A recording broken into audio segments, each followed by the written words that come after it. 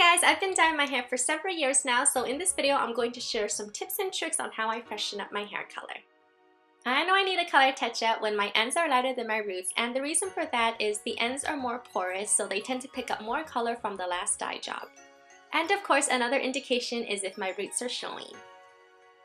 The first tip is to prep your hair by keeping it moisturized. So the night before, skip shampoo and let the grease take over. What this will do is it will keep your locks moisturized so that the colors will seep in evenly, and also the natural oils will protect your skin from possible irritants in the dye. If you have long hair like I do, then you can easily miss a spot while you're dyeing your hair. So one of my favorite tips is to divide your hair into 4 equal quadrants and work with one section at a time.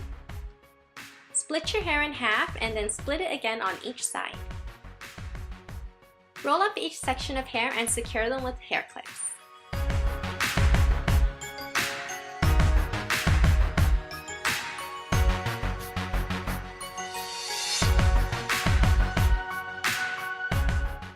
When you're done, you should have something that looks like this.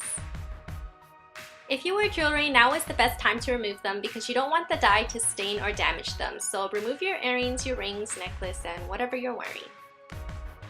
Since I will be using brown hair dye, I like to protect my skin. So what I do is I apply petroleum jelly along my hairline, and what this will do is it will prevent the dye from staining your skin.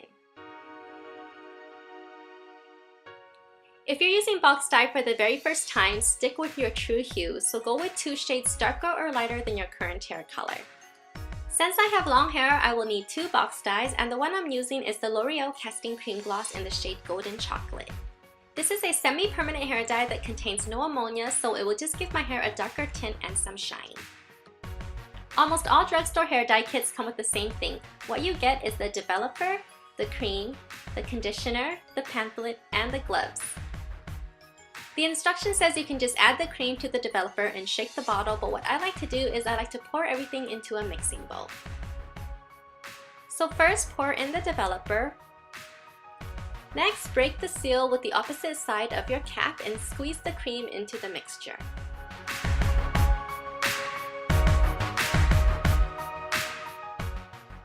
Then grab your brush and mix them together. So I'm trying very hard here not to stain my desk. It's best to actually mix this away from anything white because if you get it on the white furniture, it's going to stain. Now that the mixture is ready, you want to put on your gloves because even with the brush application, this can still get messy. If you're dyeing your hair for the first time, keep calm and start with the hairline. Saturate your brush with the dye and apply this all over your hairline from the front to the back. This part is very important because if you were to tie your hair back into a high ponytail, your hairline is going to show, so getting a nice even coverage here is crucial.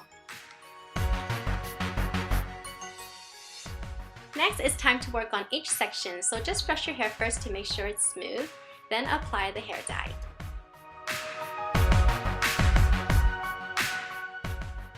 When your hair is completely saturated, you want to grab a wide tooth comb and brush it out to evenly distribute the product. Wrap your hair back up and put it into a bun. Release another section and repeat. I've always used box dye because I always do a single process, but if you're looking for highlights, ombres, or even going for a dramatic color change, then I highly recommend going to a professional.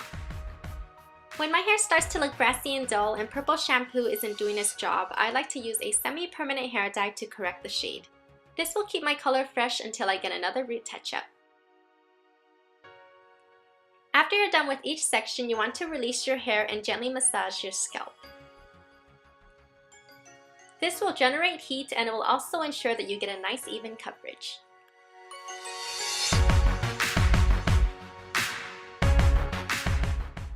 To further retain the heat, I like to wrap a plastic bag around my head, and this does help with the dyeing process.